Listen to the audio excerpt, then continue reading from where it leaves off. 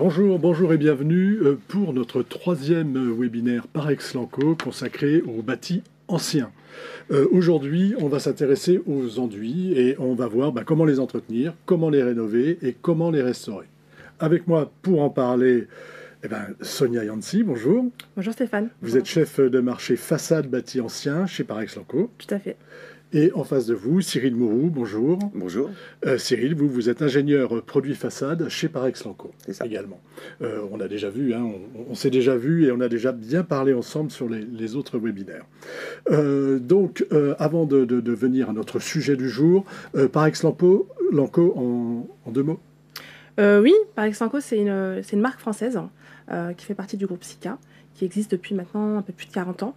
Donc on fabrique et on commercialise un ensemble de solutions pour le bâtiment et pour le génie civil, en neuf comme en rénovation. Voilà. Donc, y compris pour des bâtiments anciens. Tout à fait. On a une gamme vraiment dédiée pour le bâti ancien avec des produits à la chaux respectueux du bâti ancien. Voilà. Juste une petite précision par rapport à notre webinaire. Vous avez évidemment la possibilité de poser des questions et je les regarderai au fur et à mesure que ça avance et puis on verra aussi à la fin si on a le temps de revenir vers vous. Donc première question, lorsque l'on parle d'enduit ancien, on parle de quoi, Sonia ? Alors peut-être tout d'abord, pour commencer, juste rappeler ce qu'on entend par bâti ancien. Voilà, c'est une notion qu'on entend souvent. Donc bâti ancien, ça englobe tous les bâtiments qui ont été construits avant 1948, donc avec des matériaux naturels qu'on trouvait généralement à disposition localement. Donc on a la chance en France d'avoir une grande variété de supports bâtis anciens. Donc on a des maisons en pierre, on a des maisons à pans de bois, colombage. C'était souvent des maisons paysannes ou médiévales. On a également des maisons en terre. On a par exemple le Pisé, qui est très représentatif de la région de Cyril, Rhône-Alpes. Oui. Voilà. On a la Bauge, qu'on retrouve beaucoup en Bretagne. On a le Torchy, qu'on retrouve plutôt sur le nord, nord-est. Et également la Daube, qu'on retrouve plutôt sur le sud-ouest. Voilà, donc c'est très régionalisé. Ça, c'est on a la terre cuite, Cyril, aussi. La terre cuite sur la région de Toulouse, beaucoup de mâche-fer sur le bassin lyonnais, les grands immeubles du centre-ville. Du côté de Saint-Étienne aussi. Saint-Étienne aussi, voilà. Donc, oui.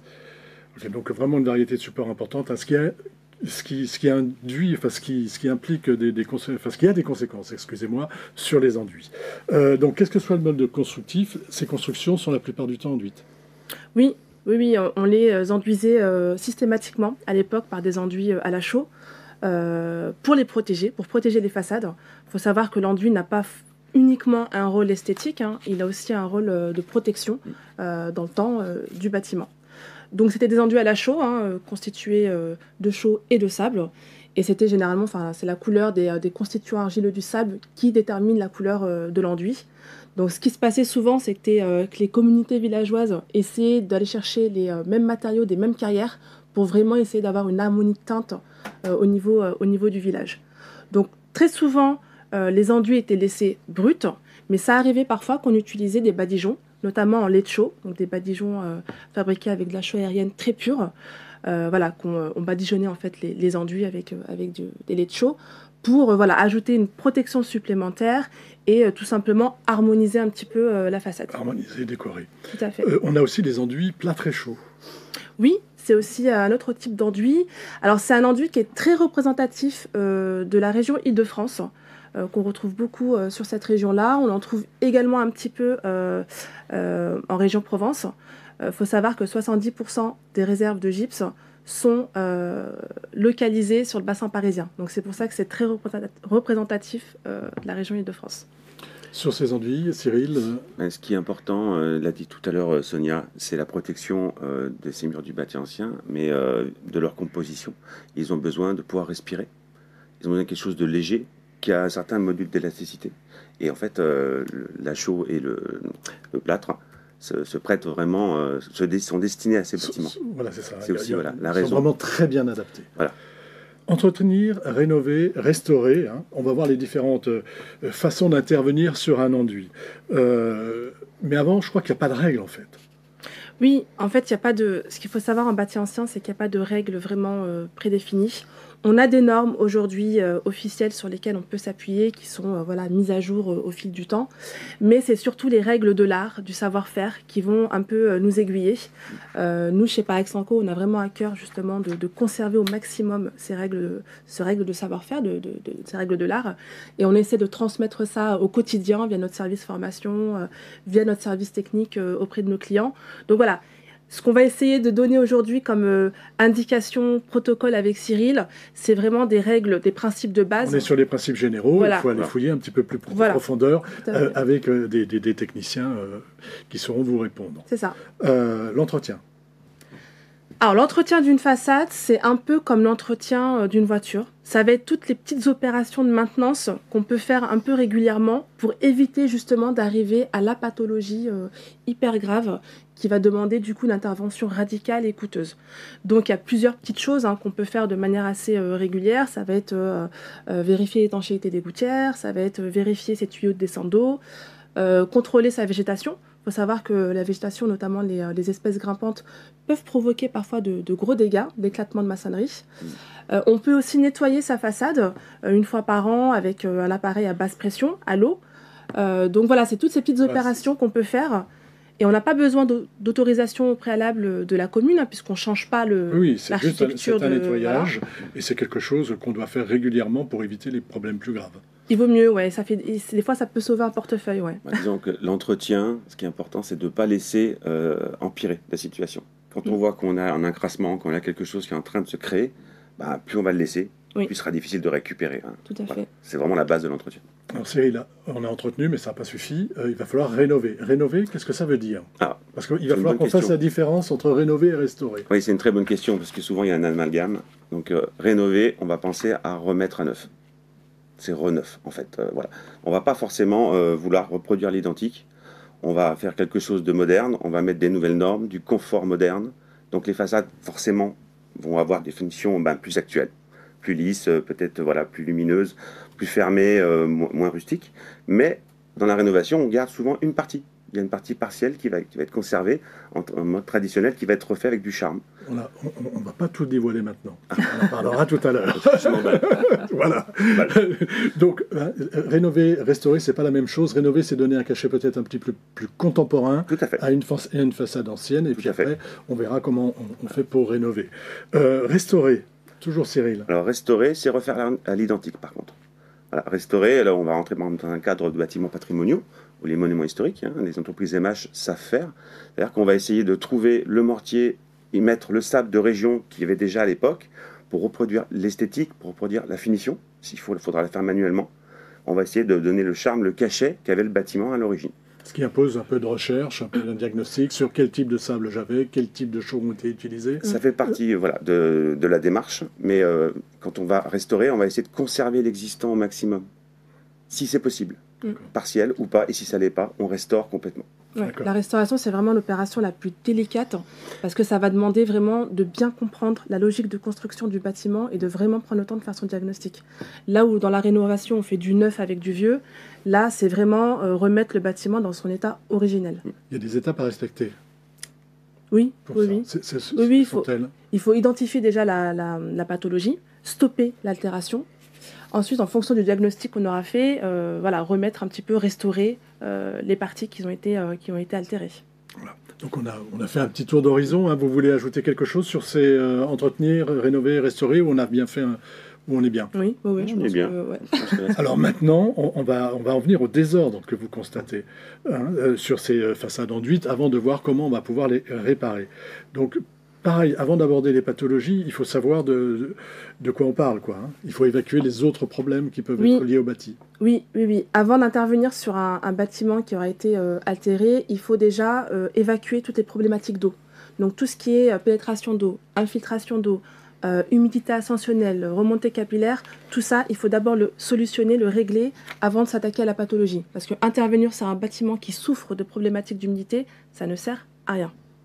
Tout à fait. Je crois qu'elle a tout dit, vraiment. Et alors, non seulement elle a tout dit, mais nous, on a déjà tout dit, tous les trois. Et je vous invite donc à aller voir un webinaire qui est toujours visible sur les sites du moniteur et des CTB, qui est les techniques du bâtiment.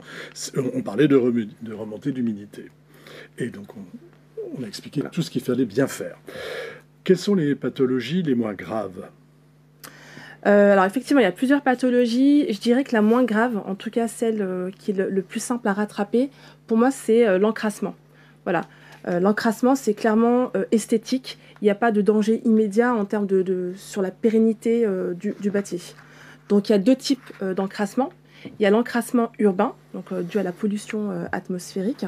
Donc ce qu'il faut savoir, c'est que vous avez dans l'air des petites suspensions, des petites particules en suspension, qui viennent en fait se déposer sur la façade avec l'action du vent, et qui, avec la pluie, vont former des espèces de coulures, vont se délaver.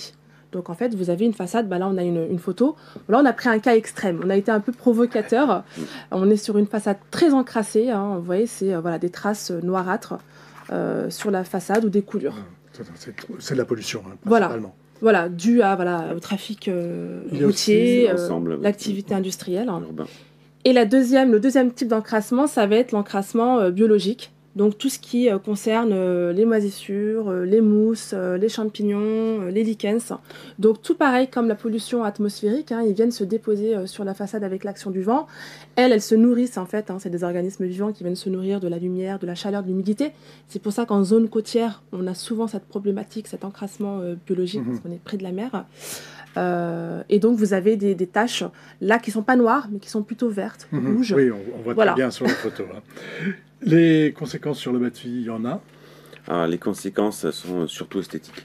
On va faire un test visuel, on va regarder un petit sondage léger avec un outil pour voir si ça sonne le creux, si l'enduit sonne le creux. Mais généralement, c'est vraiment en surface. Voilà, c'est en surface et donc ça ne met pas en péril mon enduit. C'est vraiment pas esthétique, mais l'enduit par lui-même reste sain. D'accord. Là, c'est intéressant, on a une photo.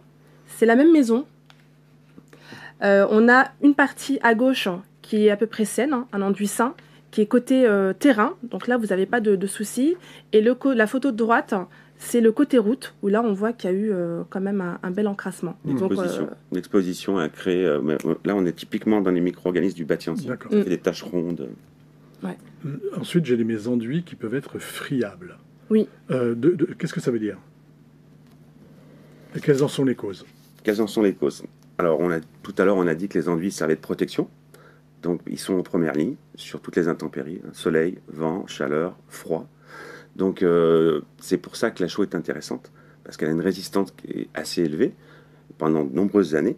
Mais elle va se devenir friable. Elle va perdre, en fait, elle va se décalcifier. La chaux qui active à l'intérieur, la chaux aérienne, qui permet justement une carbonatation et une résistance de l'enduit, eh bien, au fur et à mesure, elle va repartir à l'état calcaire. Et donc, il y a une friabilité qui va se créer. Qui se fait. C'est grave, Sonia? En fait, ça dépend. Ça dépend de si c'est localisé ou si c'est étendu. Donc, toutes les pathologies, de toute façon, la gravité dépend vraiment un peu de l'aspect général de la façade. Ce qui est intéressant avec cette pathologie, c'est que ça nous permet parfois de reconnaître plus aisément un enduit à la chaux d'un enduit ciment. Généralement, un enduit à la chaux, je ne sais pas si tu es d'accord avec moi, Cyril. C'est tout à fait ça. Voilà, il va s'effriter par petits morceaux, plus lentement. Alors qu'un enduit ciment, généralement, ça se décolle par plaque. D'accord, on reviendra sur les enduits ciments tout à l'heure. Hein. Donc s'il est friable, il reste joli, mais il faut faire attention. Ça peut être plus ou moins grave. Oui, c'est ça. On me pose une question internaute. On me demande s'il y a une limite pour conserver un enduit, en tout cas une surface minimale ou maximale pour conserver un enduit. Oui, on estime généralement que quand les reprises représentent plus de 20% de la façade, il faut passer par un piquage et refaire l'enduit. C'est plus esthétique en fait. À un moment donné, voilà, on va être bloqué par la quantité de choses à réparer. Ça ne va pas donner un bon rendu malgré tous les soins qu'on pourrait y mettre.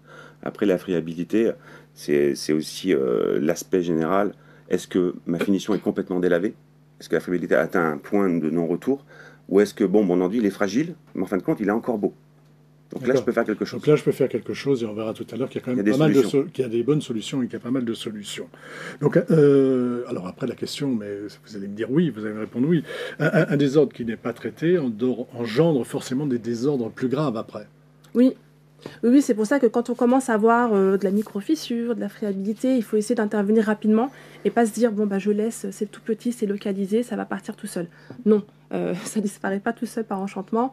La friabilité, si on laisse faire, ça peut donner du décollement. La fissuration, pareil, si on laisse faire, ça peut donner aussi du décollement. On va continuer notre inventaire à l'après-vert des différentes pathologies. Vous avez parlé de décollement.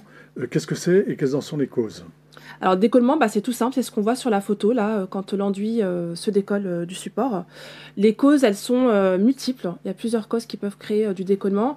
Ça va être parfois quand on va projeter son enduit sur une maçonnerie, sur un maçonnerie qui sera gelé, par exemple. Mais ça, c'est quand même pour des enduits qui sont plus récents, parce que j'imagine que là, sur la photo, on a des supports très anciens. Oui, c'est le cas, ouais. La photo de droite, c'est une maison en pisé. C'est moi qui ai pris cette photo. Mhm. Et l'enduit tombe de lui-même par petites plaques. D'accord. Clairement, il a passé le stade, il n'est plus en cohésion. Mhm. Il est complètement asséché. Donc, c'est pas qu'il tient plus au support, c'est qu'en fait, de lui-même, il a perdu sa résistance. Mhm. Donc, il s'est décollé, ça se voyait pas, et il tombe régulièrement par petites plaques. J'ai trouvé intéressant. D'accord. Vous dites qu'il y a des spécialistes qui parlent d'enduit grillé. C'est quoi un enduit grillé? Oui, quand on parle d'enduit grillé, c'est quand on projette un enduit sur une façade qu'on n'a pas préalablement humidifiée, notamment en période estivale. C'est simple. Ce qui va se passer, c'est que quand on va appliquer l'enduit, le support, vu qu'il n'aura pas été humidifié, va directement absorber l'eau qu'il y a dans le mélange qu'on aura utilisé pour mélanger son enduit. Et du coup, toutes les réactions qui doivent se faire en présence de chaud et d'eau ne pourront pas se faire correctement puisqu'il manquera d'eau. Donc c'est pour ça qu'on parle généralement, oui, on dit que l'enduit a grillé. Ouais. Alors ça peut être une forte chaleur, mais je vais revenir sur l'humidification. C'est quelque chose que nous on sait, mais qui ne se fait pas forcément sur chantier. C'est très important. On humidifie légèrement, c'est pour ouvrir la porosité et permettre la réaction chimique de la chaux qui va venir dessus. Sans ça, l'interface ne se fait pas. Ça paraît bien, Pouf, décollement. Mais l'enduit ne tient pas vraiment, en fait. Il a grillé à l'interface. Le décollement, il y a aussi des problématiques avec les pans de bois. Il faut faire attention aux pans de bois. Alors, les pans de bois, c'est plus compliqué. On est plutôt sur la région nord-est. Là, il y a pas mal de pans de bois avec des latis ou sans. Des fois, ça va être de la terre, des briques ou des petits cailloux. Quand les fissurations et les décollements se font sur le bois, les anciens ne mettaient aucune armature de renfort. J'ai deux questions, Cyril. Excuse-moi. Non, Excusez-moi. Est-ce qu'augmenter l'épaisseur d'un enduit le rend plus pérenne? C'est l'inverse. C'est l'inverse. Plus on monte en épaisseur avec un enduit, plus on va créer des pathologies. D'accord. C'est quoi la bonne épaisseur? S'il y en a une. La bonne épaisseur. Donc, une épaisseur maximale d'un enduit sur le bâti ancien, en comprenant le corps d'enduit et la finition, c'est 5 cm. Grand maximum. Deuxième question, parce qu'on n'est pas tout à fait dans notre sujet, parce qu'on est dans les pathologies, mais là c'est intéressant quand même. Des enduits, est-ce qu'il existe des enduits particuliers pour les murs en terre, chaux et silex? Je ne sais pas dans quelle région on est. Alors, là. chaux silex, ça ne me terre, parle chaux, pas. silex. Mais en tout cas, pour la terre, nous on a 2 produits qui y vont, qui sont vraiment destinés à ce support. C'est une mise en œuvre qui est un peu différente. Il faut un lait de chaux ou un gobelet adjuvanté en première passe pour ramener de la dureté. Et généralement, on met une trame, un treillis métallique galvanisé pour créer l'accroche sur l'épaisseur voulue. C'est pas obligatoire, on peut tomber sur un pisé très dur, mais généralement, on va venir faire, on recrée un peu un support. Il faut un produit qui est très respirant, beaucoup de chaux aérienne, voilà, qui puisse laisser travailler la terre, les échanges gazeux et les vapeurs d'eau. On se renseigne au service technique. Oui, complètement. Parce qu'on va revenir à nos désordres. Il y a d'autres désordres, on en entend beaucoup parler, micro-fissures, les lézardes. Rapidement, Sonia, c'est quoi ces termes? Ils sont définis, ils ont une définition? Oui, on peut retrouver la définition de ces termes dans le DTU 42.1. Vous voulez que je les définisse du coup Oui, je veux bien que vous me disiez ce que c'est qu'une fissure. Alors, on va démarrer peut-être par la micro-fissure. Ou la micro-fissure, voilà, comme vous voulez. si on part par grade. Donc la micro-fissure, c'est vraiment de la toute petite fissure. On est vraiment sur du 0,2 mm. Généralement, c'est difficilement visible à l'œil nu, la micro-fissure. Ça n'a pas vraiment de danger immédiat, c'est plus esthétique. Mais attention à surveiller. D'accord. La fissure? La fissure, on est entre 0,2 et 2 mm. Là, pareil, parfois, c'est pas dangereux, mais attention à surveiller si elle commence à devenir infiltrante. Là, ça peut causer des dégâts. Donc, attention, vigilance. Le danger, c'est l'eau. Oui. Et j'en ai une troisième, c'est la lézarde et la crevasse. Oui. Alors là on est sur de la grosse fissure. Là, on est sur de la fissure plus, là, comme ce qu'on voit sur la photo. Là, on est sur plus de 2 mm. Et là, clairement, ça montre un gros désordre au niveau du terrain. Soit un mouvement du terrain, un tassement du terrain. Là, il y a quelque chose de plus grave. Et il faut vraiment aller chercher la source de cette lézarde. C'est pas l'enduit, là. Non. C'est autre chose. Soit c'est la structure, soit c'est le sol. Ouais, tout à fait. J'ai entendu parler du faïençage. Oui. Le faïençage, c'est un espèce de maillage de fines fissures, généralement qui traduit soit un retrait trop rapide ou trop important de l'enduit. Donc là, pareil, il n'y a pas de danger immédiat, c'est plutôt esthétique. On en voit beaucoup de faïençage sur les chantiers. Oui. Ça arrive assez souvent. C'est esthétique en fait, que lorsqu'il pleut, ça fait un maillage de micro fissures. Et ça, c'est plutôt sur les enduits neufs qui sont mis en place, ou est-ce que on remarque encore ce faïençage sur un enduit qui est ancien, qui aurait 50 ans ou 60 ans? Non, c'est plutôt sur des réalisations récentes. Ouais, des enduits frais, mal mises en œuvre. Ouais. Sur ces aspects micro-fissures, Cyril, est-ce que vous voulez compléter un petit peu ce qu'on vient de dire? Oui, je vais compléter légèrement. C'est-à-dire que les micro-fissures dans le bâti ancien, c'est quelque chose de tout à fait commun. C'est pas dangereux, pas d'inquiétude. On va les trouver au point de faiblesse, au point dur. Donc les points de faiblesse, ça va être aux angles des tableaux.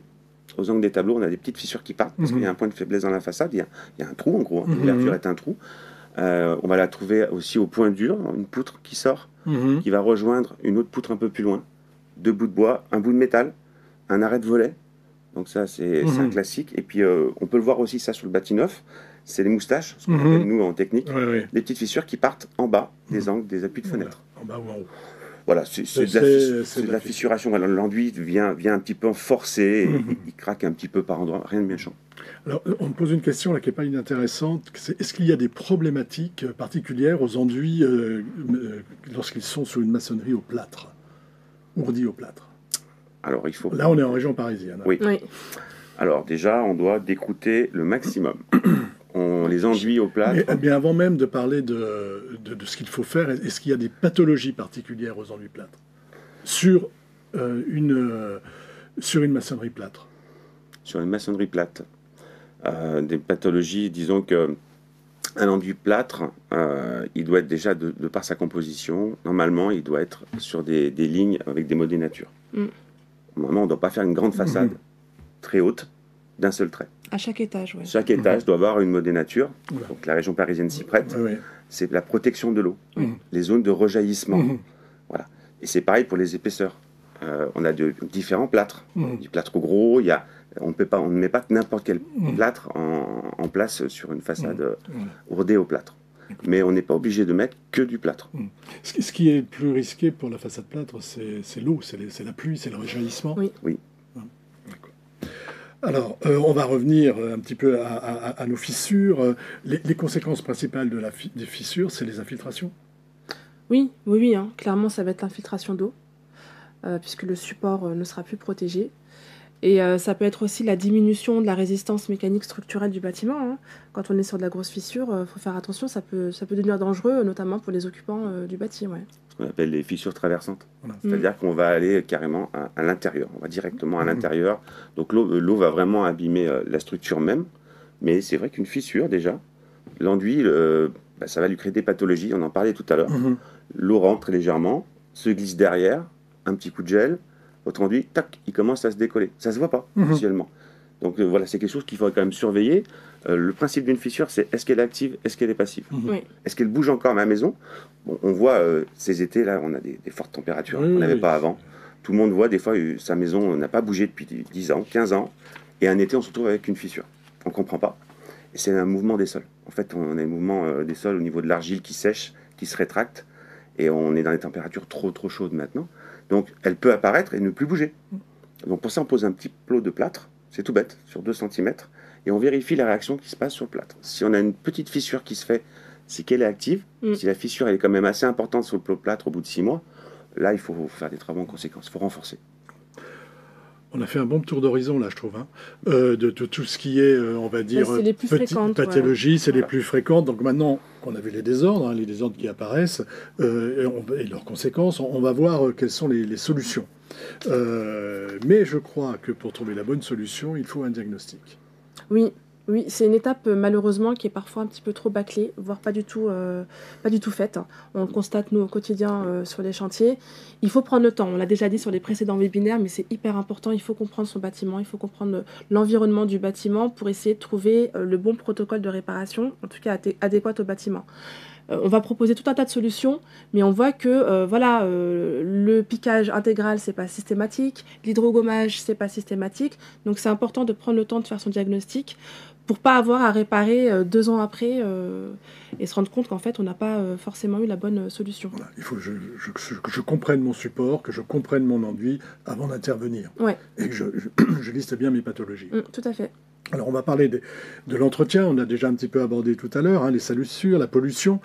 Quelles sont les solutions possibles, et c'est Cyril qui va m'en parler, pour entretenir sa façade avant même de parler de pathologie? Alors, on va distinguer les deux pollutions dont on a évoqué tout à l'heure le sujet, c'est-à-dire la pollution urbaine. Donc là, on est sur quelque chose, pour faire très simple, qui vient se déposer en surface. Cette pellicule noire, elle vient plutôt s'accrocher là où c'est grenu, là où il y a des petits espaces. On le voit, par exemple, dans Paris. Vous voyez bien les moulures, c'est souvent derrière, c'est dans les creux que c'est le plus noir. Donc ça, c'est juste déposé. Donc, on a des produits qui existent, qui sont très efficaces. Alors, on va pas, je vous interromps 30 secondes, Cyril. On ne va pas citer le nom des produits, Non. mais on peut tous les retrouver, évidemment, sur votre site internet. Tout est classé. Leur nom est parlant. Si vous faites une recherche, le nom est parlant par rapport... Voilà, hein, là on aborde vraiment votre... Voilà, non, on va parler vraiment de la mise en œuvre du nettoyage, Voilà, ce qu'il faut faire et pas faire. Donc légèrement, on humidifie légèrement son support, hein, toujours pareil. On va venir mettre le produit actif au pulvérisateur et on va venir le rincer. Hein, donc quand on le rince, on n'utilise pas un nettoyeur de pression avec de la pression à fond. Enfin, c'est logique ce que je dis. C'est logique, mais on le fait, hein, mais enfin, on le voilà, voit. on pense qu'en mettant beaucoup de pression, c'est là qu'on va décaper le mieux. Non, le produit agit lui-même. On est sur 15-20 minutes hein, sur la pollution urbaine, c'est quand même assez rapide. Et après, on va venir rincer. On laisse sécher. Si on voit que c'est pas tout à fait parfait, on peut recommencer l'opération. C'est très efficace. Après, pour les micro-organismes, là, c'est les environnements, tu en parlais tout à l'heure, plutôt autour de beaucoup d'arbres, il y a de la végétation. En tout cas, il y a une cause qui crée quand même ce développement. Ou peut-être un manque de gouttière. À un moment donné, la maison n'était pas protégée, mais le toit était refait. Mais entre-temps, c'était déjà vert. Donc là, c'est le même principe. La différence, c'est que le produit, on le laisse agir, on revient le lendemain, et on va venir faire une action mécanique. Il faut brosser, parce qu'en fait, c'est des champignons, hein. Différents champignons. On vient brosser ces champignons qui sont morts. D'accord. Et on peut renouveler aussi l'opération. Mais c'est plus difficile d'obtenir un très bon résultat avec les micro-organismes plutôt que la pollution urbaine. Dans tous les cas, il faut être délicat. Il faut être délicat. Il faut respecter son enduit, en tout cas sa décoration. Et pas d'eau de javel. Non, malheureusement, ouais. on en voit encore beaucoup sur les chantiers. Tout ce qui est eau de javel, eau oxygénée, ça c'est vraiment à proscrire, à bannir. Aujourd'hui, on a des solutions, des nettoyants prêts à l'emploi sur le marché qui sont facilement trouvables. Avec un bidon, vous pouvez refaire toute une maison. Donc voilà, c'est facile à mettre en œuvre, c'est pas hyper coûteux. Donc voilà, il faut... mais surtout pas de produits un peu bizarres, non. eau de javel, même qu'on pourrait lire parfois sur certains blogs pas très sérieux. Oui. On ne peut pas dire que l'eau de javel, ça marche pas. Hein. Javel, ah non, ça marche très bien. Ça tue tout. C'est très efficace. Mais ça tue aussi l'enduit. Mais ça durcit, ça vient le ronger. Franchement, on a des pathologies, nous, sur des chantiers où on voit. On sait que c'est l'eau de javel. On fait, vous avez nettoyé? Oui, on voit, oui. J'ai 3 petites questions avant d'aller à la pathologie suivante, enfin, soigner la pathologie suivante. Réponse rapide. Y a-t-il des périodes à éviter pour la pose des enduits à la chaux? Les périodes hivernales et les canicules. Alors, voilà. On parle souvent d'incompatibilité entre support plâtre et les enduits à base de chaux. Avez-vous des produits adaptés? Existe-t-il des produits adaptés? On va mettre un enduit plâtre? Oui, on a des enduits en mortier plâtré chaud à la gamme, mais on peut également mettre des produits à la chaux directement sur support plâtre. Nous, on en a à la gamme. Ce sera plutôt de la chaux aérienne ou de la chaux hydraulique? C'est plutôt de la chaux aérienne. C'est plutôt de la chaux aérienne, mais il y a un petit peu de chaux hydraulique. On a 2 produits. En tout cas, voilà, soit vous en trouvez un produit qui, je le répète, la façade doit être piquée et on ne garde que les ourdages, que les joints, parce que ça on ne peut pas l'enlever, pas laisser de morceaux de plâtre. Là, il y a un produit qui existe chez nous en interposition, les concurrents l'ont aussi. Hein. Et une fois qu'on a fait ce gouppetit très spécial sur 5-7 mm, on vient mettre l'enduit à la chaux qui est approprié. Il y a d'autres enduits à la chaux, on a aussi la gamme, qu'on peut mettre directement. Il faut que ce soit bien piqué, bien nettoyé, qu'on n'ait que des résidus de joints. Voilà, mais c'est faisable. C'est faisable. Peut-on mettre des enduits, alors très rapidement la question, oui ou non, des enduits extérieurs en pose intérieure sur les murs enterrés, côté sous-sol? Des murs enterrés à l'intérieur. Des enduits à la chaux, oui. Oui. Moi, je mettrais plutôt un enduit d'assainissement à l'intérieur sur des parties enterrées. Moi, je pense qu'il faut aller écouter notre webinaire sur l'humidité. Oui, sur l'humidité, on en avait parlé. Mais voilà, donc attention quand même à ne pas mettre n'importe partie enterrée, on ne peut rien faire à l'extérieur, mais à l'intérieur, on veut traiter. Il existe des produits, voilà, mais ça sera du sacrificiel. Avec les années qui passent, pas sûr qu'ils résistent définitivement. Donc on a vu l'aspect pollution urbaine et pollution comment dire, organique. Maintenant, on va voir une autre pathologie qui était celle de la friabilité. Un enduit friable, comment ça se soigne, Sonia? Alors, quand on est sur un enduit friable, il n'y a pas forcément besoin de piquer intégralement sa façade. Aujourd'hui, il y a sur le marché des minéralisants qui permettent de rapporter de la cohésion à l'enduit.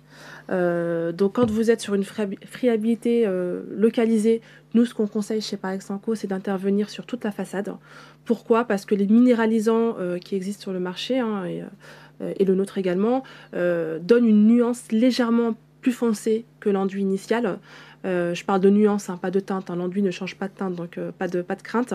Mais voilà, on a une nuance qui est légèrement différente, donc c'est pour ça qu'on conseille de traiter intégralement la façade.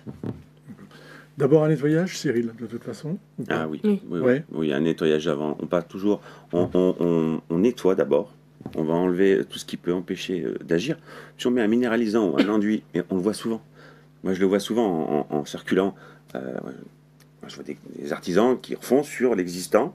Ils nettoient même pas. Il va y avoir de l'accroche, l'enduit a l'air sain. Combien de temps ça va tenir? C'est le même principe. On ne peut pas mettre ce produit actif sur quelque chose qui est déjà sale.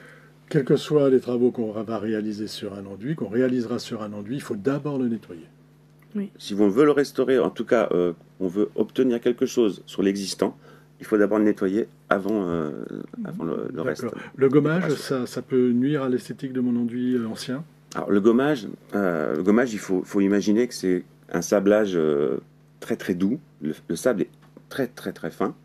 Par exemple, un paquet de cigarettes, vous enlevez la couleur, mais pas le carton, vous ne l'abîmez pas. Donc c'est très délicat. Mais les enduits qui sont déjà friables, ça peut les altérer. Dans certains cas, c'est possible s'il est assez résistant. Surtout, ce qui va déterminer, c'est sa résistance. Mais c'est plutôt approprié à des pierres, les anciens bétons, où là, on va vraiment enlever la pellicule, on ne veut pas utiliser de produit, on va enlever... voilà, ça dépend des cas de figure. Oui, c'est pas forcément ça peut être une solution. Pour un enduit. Oui, le gommage, ça reste abrasif quand même. Hein. Donc oui. L'abrasif, il doit être vraiment d'une dureté inférieure au matériau. Voilà, plus sécurisé. C'est tout à fait ça. Donc ensuite, j'utilise un minéralisant, c'est ça? Oui. Comment ça se passe? Comment ça marche? Le minéralisant, ouais. On l'applique en fait tout simplement sur toute la façade et on laisse sécher la façade. Donc on traite toute cette façade. Là, tout à l'heure on en parlait. En fait, quand l'enduit se décalcifie, il perd sa chaux, le minéralisant va le reminéraliser. C'est-à-dire qu'il va lui ramener de la résistance au niveau du calcaire. Ça marche pour les pierres, ça marche pour les enduits. Est-ce que je peux aller remettre un enduit sur le minéralisant ensuite? Oui, alors pas avec tous les minéralisants du marché. Attention, il y en a sur lesquels on ne peut pas réenduire. Mais le nôtre, dans la gamme Parex Sanco, on peut effectivement réenduire. Mais ce n'est pas une obligation de réenduire après un minéralisant. Une fois que vous avez reminéralisé votre façade, si vous êtes satisfait de l'esthétique de la façade, on peut le laisser tel quel. Si par contre le client souhaite apporter un petit peu, changer de teinte ou de granulo, il peut effectivement venir réappliquer un enduit de finition par-dessus. Il y a un détail important avec les minéralisants. C'est la famille des silicates, silicates de lithium, potassium. Bon. Là, je m'adresse aux artisans, ceux qui vont travailler avec ce produit. Il faut être très vigilant aux vitres, aux huisseries, aux voitures à côté. Il faut les protéger. Absolument. Voilà, c'est très facile à mettre en œuvre. On va dire que c'est la base quand même des travaux de façade. Ah oui, mais là spécialement. Là, vous avez une vitre un peu plus loin, vous êtes sur une face, mais il y a du vent. Vous dites, bon, je sais pas. Ça peut marquer les vitres, ça ne part plus. Nous, on a eu des problèmes sur certains chantiers au début d'utilisation de nos produits. Il fallait qu'on mette vraiment une précaution, qu'on avertisse. Donc maintenant, il n'y a plus de problème. Il faut bien faire attention à l'environnement quand on utilise les silicates. Je voulais en parler. Une question pour vous, Cyril. Question internaute. Avant d'aller sur le décollement, est-ce qu'il y a des précautions à prendre particulièrement sur les murs en pisé? Ah oui, les murs en pisé. Bon, déjà, on sait que les enduits chauds, il ne faut pas descendre normalement en pied de mur. Les enduits en pisé, normalement, ont 80 cm à 60 cm de pierre. Et après, le pisé, la terre part par-dessus. Donc déjà, vous avez cet espace qui évite le rejaillissement. Et je l'expliquais tout à l'heure, la terre, on va ramener, selon son état, si elle est dure ou si elle est friable. Bon. Et ça, on l'explique bien dans nos documents techniques. Ça, on met vraiment en détail. On a des cas de recommandation, on explique bien en détail. On va ramener de la résistance. Et c'est pas n'importe quel produit. Il faut faire attention. Sur le marché, il existe des produits, on vous dit oui, ça va, mais ils sont très chargés en ciment. D'accord. Donc pareil, hein, toujours se renseigner, aller voir les techniciens. Oui, la terre, il faut se renseigner. On va parler d'écoulement cette fois-ci. On a vu que c'était une pathologie importante, hein. Les solutions, c'est quoi? Ça va dépendre du stade du décollement. On a différents stades, on a vu différents stades nous sur les chantiers. Vous avez au tout début, quand c'est un début de décollement, mais que l'enduit est encore sur la façade, sur le support, et que c'est localisé, là on peut essayer de rattraper le coup. Et voilà, ce qu'on fait, c'est qu'on injecte en fait un coulis de chaud pour essayer de rapporter de la cohésion entre l'enduit et le support. Après, il y a le cas où l'enduit s'est décollé. Ça reste localisé, mais que l'enduit est tombé. Des décollements partiels. Ouais. Donc là, ce qu'on aimait faire dans le bâti ancien, c'est qu'on voit que l'ensemble est quand même assez sain, et c'est dommage. On a quelques petits morceaux qui sont tombés. Souvent, il y a une raison. C'est pas par hasard. Si l'enduit est sain et que ça tombe par endroit, c'est qu'il y a une raison, il faut déjà trouver. On va faire des rustines approchantes. Ce qu'on appelle, dans le bâti ancien, on va venir mettre un premier mortier qui est adapté au support, une petite réservation. Et là, on va venir faire une finition qui sera la plus proche possible de ce qui existe, avec la couleur qui se rapproche. Et souvent, ça donne des résultats qui sont pas mal sur une petite réparation. Après, sur des parties plus grosses, Sonia en parlait tout à l'heure, les fameux 20%, c'est une moyenne. Hein. Donc, esthétiquement, si on voit qu'il y a vraiment trop, c'est que l'enduit par lui-même n'est plus sain. Vous nous avez amené une photo, je voudrais que vous la commentiez.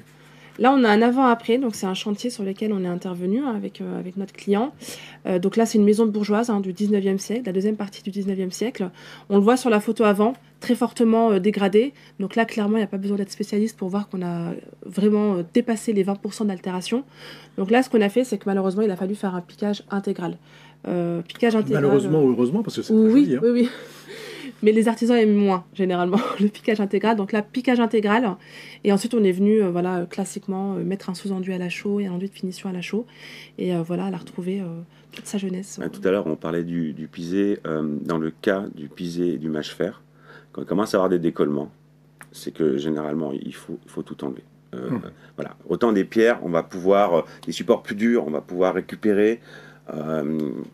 Là, sur le pisé mâche-fer, je ne conseille pas trop quand même, parce que tout part. Est-ce qu'il est possible ensuite, sur toutes ces rustines, ou même sur cette façade qu'on vient de voir, de faire des badigeons ou un enduit de finition, je ne sais pas, taloché fin à la chaux? Alors, il y a plusieurs graduations dans la rénovation, enfin, on va dire la remettre, parce que là, on est dans la rénovation. Donc, on va ramener de la couleur, on a mis des rustines approchantes. C'est pas forcément esthétique. Alors après, ça dépend de sa zone géographique. On est plutôt dans le nord de la France, on va utiliser des badigeons silicates. Donc là, les badigeons silicates résistent aux intempéries, ils vont garder leur luminosité et ils laissent respirer le bâti ancien. Et dans le sud, on a tous vu des jolis badigeons à la chaux, parce qu'il ne pleut pas beaucoup. Donc ils résistent très longtemps et très bien. C'est une solution qui est vraiment très fine, facile à mettre en œuvre, et ça vient vraiment effacer tous les défauts. On est sur quelque chose de très bien. Est-ce que c'est plus intéressant, j'imagine, alors là je parle pour le maître d'ouvrage, est-ce que c'est plus intéressant économiquement de faire de la rustine plutôt que de tout reprendre? Ou est-ce que finalement, des fois, on a un meilleur temps de faire table rase du passé? Ça dépend. Ça dépend de la quantité. Ça dépend. Ouais. J'allais dire ça dépend, ça dépasse, hein, excusez-moi, mais vous me laissez trop tentant. Donc, non, ça dépend, ouais.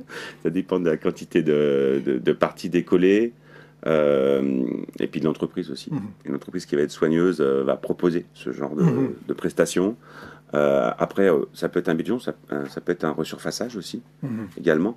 Tout va être déterminé par la friabilité ou l'enduit qui est existant.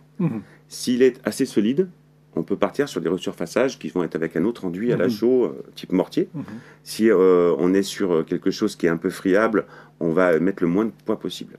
On a des produits qui sont millimétriques, sur les enduits très lisses. On a des produits où on va aller à 3 à 5 kg du mètre carré. Donc vous voyez, on amorte moins. Là, on est en chaux aérienne. Donc on amène un super résultat, mais on ne met pas trop de poids, parce que forcément le dessous va lâcher. Ou alors sinon plutôt du 15 kg du mètre carré avec des enduits plus traditionnels. D'accord. On revient aux fissures maintenant. On a vu les décollements, les fissures et les lézardes. Que faire? Alors, il disait tout à l'heure, Cyril, il faut d'abord surveiller l'évolution des fissures. c'est important de savoir déjà si on est sur une fissure active, donc qui va évoluer dans le temps, ou si on est sur une fissure passive, qui est du coup un petit peu moins méchante. Donc effectivement, il a évoqué une méthode assez simple qui se fait de manière courante. Des témoins. Voilà. Voilà. Sinon, ma fissure est stabilisée, qu'est-ce que je fais? Souvent, la fissure stabilisée, on va venir mettre un renfort. Un renfort dans une couche d'enduit qui va venir par-dessus. Le renfort, c'est quoi? C'est de la fibre, c'est une C'est trame de fibre principalement de verre? la trame de fibre de verre. D'accord. Voilà, qu'on va intégrer. Attention, ça ne se pose pas contre la façade et l'enduit après. Ça s'intègre dans la petite couche d'enduit qui va revenir faire l'esthétique dessus. D'accord, c'est-à-dire que je mets d'abord un sous-enduit, Dans la passe fraîche. Dans la passe fraîche, je fraîche. mets ensuite ma fibre de verre, et ensuite je refais ma finition par-dessus. Voilà. Et ça tient, disons que on en parlait tout à l'heure, si elle est passive, c'est de l'esthétisme, la micro-fissure aussi. Donc, mais si c'est vraiment, on fait des travaux, c'est pas très, très beau. Si on fait pas ça, ou alors si on veut faire moi j'ai pu le voir sur les chantiers, on rafistole un petit peu, on bouge la fissure, ça tient pas. D'accord. Voilà. Est-ce que ma fissure, là, c'est pas très joli, peut-être c'est un peu plus clair ou un peu plus foncé. Est-ce que je peux refaire un surfaçage dessus? Oui, c'est même recommandé sur la fissure, mais avec la trame de renfort. D'accord. On va d'abord armer les points qui sont délicats avant de refaire cette finition. D'accord. Et on va plutôt privilégier un enduit de finition mince. D'accord. Pour éviter trop de poids? Oui, toujours. Il y a des produits super qui existent à l'achat aérienne. Il y a une gamme de tous les fabricants qui est sympa, où on peut aller sur quelque chose où on est sur 2-3 mm, 5 mm. Et on a un résultat magnifique. Ok. Alors, je vois beaucoup, il y a beaucoup de questions là qui arrivent. Comme on arrive un petit peu au terme de notre échange, enfin pas encore tout à fait, mais on va terminer sur les pathologies et puis ensuite on verra s'il nous reste un petit peu de temps pour les questions. Et vous m'en voudrez pas si je ne les pose pas toutes, il y aura toujours la possibilité pour vous d'aller les voir et éventuellement de répondre, vous poser une petite question à un technicien par Exlanco. Les lézardes. Alors, on est mal barré là. Les lézardes, alors oui et non. Oui et non, parce que ça peut être des mouvements du sol. Là, oui, on est mal barré. Excuse-moi pour la familiarité. Oui, mais c'était approprié. C'est-à-dire qu'il va falloir aller chercher le problème au niveau du sol avant de faire des travaux. Là, il y a une étude à faire. Là c'est certain. Après, le bâti ancien, c'est pas que des sols. C'est-à-dire que les anciens ne faisaient pas forcément une jonction croisée dans leurs murs. D'accord. En pisé, en mâche-fer, vous avez des murs qui viennent côte à côte dans les angles. Ça peut s'ouvrir. Ils ne faisaient pas d'arras non plus. Une arras, c'est du béton avec des armatures métalliques qu'on met de niveau pour qu'un charpentier puisse pouvoir poser son toit de niveau. Les anciens, ils mettaient des cales en bois, ils se mettaient directement sur les murs existants. Donc, à un moment donné, il y a aussi la maison qui bouge. Il y a aussi la structure de la maison. Mais qui n'est pas tenue. C'est pas que le sol, voilà. C'est peut-être difficile d'aller le trouver. Complètement. Il y a un exemple, par exemple, qui se fait beaucoup chez moi, j'ai déjà vu ailleurs, c'est des clés de renfort. C'est tout bête, c'est mécanique. On met une clé de chaque côté, elles sont ADS en général. Une grosse tige filetée qui traverse dans les combles. On met un boulon de chaque côté. On maintient la maison, pas pour la redresser, mais pour éviter qu'elle s'écarte plus. Voilà. Mais de toute façon, les lézardes, dans le bâti ancien, on ne peut faire qu'une chose, c'est les combler. Un coffrage. Et on comble en coulis de chaud. Il y a un cas particulier, c'est les enduits ciment qui ont été mis en place sur du patrimoine. Ça, c'était dans les années 60-70, peut-être même un peu plus tard. J'espère que ça ne se fait plus. Mais en attendant, il y a des pathologies sur ces enduits. Et il y a une manière de les traiter ou pas? Alors, Cyril, c'est une problématique, pour nous, c'est une problématique délicate. Parce que visuellement, l'enduit ciment, il est sain. On ne voit pas que dessous, il y a une catastrophe. Il est dur, il ne se fissure pas spécialement. Ou alors, s'il se fissure, on va avoir des débuts de fissure avec un petit peu de sel qui essaie de sortir par là. Et c'est à l'intérieur que ça se passe. C'est-à-dire que l'enduit ciment, il va se désolariser. Merci. Excusez-moi. Pas facile. Pas facile, j'ai fourché. Donc voilà, et il ne sera plus vraiment contre le support. Et le problème, c'est que la maison se dégrade énormément. Alors, quand on va vouloir piquer cet enduit, on veut laisser sa maison respirer, il y a un risque. Parce que Sonia le disait tout à l'heure, on est sur du ciment, on est très dur, on pique, c'est des grandes plaques. J'ai déjà fait peur dans ma vie professionnelle antérieure, des grandes plaques qui tombent. Avec la chaux, on fait tomber des petits bouts, voilà. Avec le ciment, ça peut tomber sur un échafaudage, ça peut tomber sur une route. J'ai déjà vu un angle de maison partir sur la route en centre-ville. Parce que tellement dégradé que c'était du pisé, de la terre, et ben en fait, il y a 5-6 cm de terre qui sont venus avec, Oui. de son Ça arrache le ciment. support, Puis ouais. alors, les anciens maçons, ils mettaient des briques dedans. On a une photo, je crois. Oui, là, qu'on a voilà, elle est là, récupérée. je la vois. Et sur la photo, alors ça, c'est un chantier actuel, hein, c'est une Ouais. demande de préconisation qu'on a dessus. Et on a 10 cm à 12 cm de ciment avec de la tuile. D'accord. Sur Le du support, pisé. c'était quoi? Sur du pisé. pisé. Du pisé. On voit qu'il est foncé. Hein. Mhm. Normalement, le pisé, Il est c'est humide, un hein. marron très clair. D'accord. Là, on est foncé, donc la maison, elle doit être très humide à l'intérieur. Mm. Et le client a cassé lui-même l'enduit ciment pour laisser respirer sa maison. Ouais. C'est pas parce qu'il était abîmé. Donc, voilà. Donc attention aux enduits ciment. Ça peut cacher des choses. Ça ouais. peut cacher des choses. Et alors, est-ce qu'il faut les enlever ou pas? Alors, pas forcément. Ça dépend, ouais. Alors, voilà. Moi, j'ai vu ça sur la région de Nice, dans le vieux centre, c'est vraiment tout en badigeon. Quand vous êtes sur des supports pierre, les pierres, hein, on pique les joints pour aller pouvoir mettre l'enduit. Il tient comment dire, par escalier. Mm. Un enduit chaud, c'est pareil. Hein. Il tient par résistance en s'accrochant dans les joints. Si vraiment il y a un désordre dessous, au rez-de-chaussée, on peut couper et Mhm. réparer avec un enduit adapté au sol. Et on essaie de conserver le reste pour pas tout déchausser les pierres et abîmer plus le bâtiment. Souvent, les centres-villes, ils cherchent un produit, ils nous contactent pour un produit à la chaux aérienne. Je veux faire un badigeon, Mhm. c'est quand même très fragile. Je veux conserver l'enduit. Tant pis s'il est au ciment. Je vais le conserver. Je veux faire quelque chose d'esthétique. Voilà, l'esthétique sur un enduit. Bon, de toute façon, on en revient à ce qu'on disait tout à l'heure, diagnostic obligatoire. Ouais. Ouais. On arrive au terme de notre échange.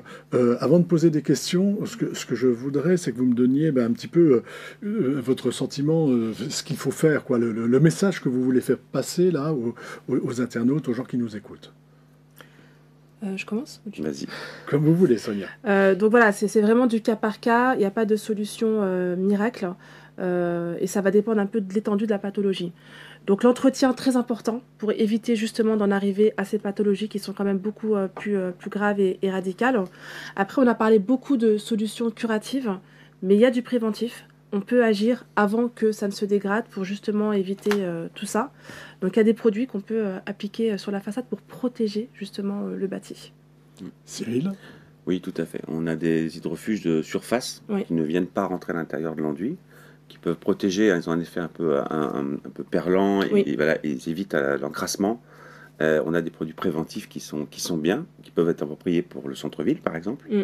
ou pour les fronts de mer, c'est pareil. Les Mm. fronts de mer, on va minéraliser, on va mettre un hydrofuge, on va essayer de ramener une protection, en fait, sur le dessus de l'enduit. Voilà. Donc c'est vraiment important, hein, le protéger et puis évidemment l'entretenir Et l'entretenir. Voilà. Au maximum, ouais. au maximum. Mm. Et d'autant plus quand mon enduit est ancien. Et protéger, c'est compliqué. Que ça soit des travaux de sol ou des travaux de façade, nos équipes techniques sont vraiment dessus. À chaque fois qu'ils font une préconisation, ils disent « ça serait bien, vous avez fini vos travaux, essayez de protéger ». C'est Mhm. un vrai plus pour votre client. D'accord. Il nous reste un tout petit peu de temps. Réponse rapide à chaque question. Quel enduit pour les soubassements? Enduit d'assainissement. Voilà. On Enduit en a un d'assainissement. dédié, ouais. Y a-t-il une incompatibilité des minéralisants avec les remontées capillaires salpêtreuses? Là, c'est du technique. Là, on va voir un technicien de chez Parex. Alors, oui, je pense que ça serait une sage décision. De toute façon, on traite les problèmes d'humidité d'abord. On laisse s'assécher le mur, parce que les problèmes, ça ne se règle pas en 5 minutes. Il faut qu'il laisse soit asséché. Et après, on pourra envisager un silicate, un minéralisant. Quelle précaution au type d'enduit sur du béton de chambre? Béton de chanvre, Sur du béton de chanvre. c'est les mêmes produits que sur la Ah terre. oui, hein, c'est des enduits à la chaux. Hein. Même produit que sur la terre. Oui. On laisse respirer. Il faut un module d'élasticité, ce que nous on appelle la capacité de se déformer un petit peu. Ça, c'est très important. Et ça fait l'imperméabilisation. Très important pour le béton de chambre. Il faut D'accord. que ça soit une imperméabilisation. Souvent, les entreprises évitent les enduits à la chaux pour cause d'une élasticité faible. Est-ce vrai? Une élasticité faible. C'est l'inverse, on est Ah oui, d'accord? oui, oui, oui. Oui. Oui. Et c'est l'inverse. Il faut justement un module d'élasticité pour suivre les mouvements du bâti. Le bâti ancien, ça bouge. Donc, si vous avez un enduit qui est très figé, comme un enduit ciment, par exemple, avec un faible module d'élasticité, il risque de craquer facilement. Ah oui, D'accord. les enduits du bâti ancien à la chaux sont faits pour. Ils ont justement un module d'élasticité, c'est important. La question, je pense que la personne qui la pose pourrait regarder un peu les fiches techniques. Nous, on appelle ça le MED, MED. Plus il est élevé, Et plus vous avez un produit très dur, plus il est bas, plus il est souple. 2 autres questions, rapides toujours. Une reprise de façade sur un bâtiment classé, quelle solution sans trame de verre dont on a parlé tout à l'heure? Mais ça dépend de... Sans trame de verre. Alors si c'est... Je sais pas, Ça va dépendre de la pathologie, là. C'est difficile de répondre. C'est difficile de répondre ouais. parce qu'il faut le diagnostic. Ah oui. Parce que tout ce qu'on vient de dire quand même, On n'a il pas faut de le photo, on n'a diagnostic rien, là, d'abord. c'est... Alors, moi je dirais, il y a 2 cas de figure. Elle est passive, on se passe de la trame de verre. On prend le risque en se disant, je sais qu'il y a beaucoup d'entreprises MH qui ne veulent pas en entendre parler. La question est judicieuse. Ou alors, elle est active ou elle a légèrement bougé. Donc là, il y a une étude d'un labo de contrôle. On va souvent envisager un arpage. L'arpage, c'est un renfort structurel qui permet de solidifier. Donc, effectivement, on va pas mettre de trame de verre, on va solidifier la fissure en faisant un arpage. Voilà, c'est difficile à expliquer, mais voilà. De toute façon, se renseigner, c'est toujours la même chose. Hein. Dire aussi, parce que c'est important que tout ce dont on vient de parler, on le retrouve sur le site internet par Exlanco, qu'il y a des techniciens par Exlanco à disposition, et que bien sûr, ce webinaire sera disponible très rapidement en replay sur le site, sur les cahiers techniques du bâtiment, et puis sur le site du moniteur, et qu'il est bien sûr possible de le noter. Sonia, Cyril, vraiment merci. J'ai encore appris plein de choses ce matin. Ça fait notre 3e webinaire ensemble et c'est vraiment toujours un plaisir. À bientôt. Merci à vous, Stéphane. Merci Stéphane. À bientôt.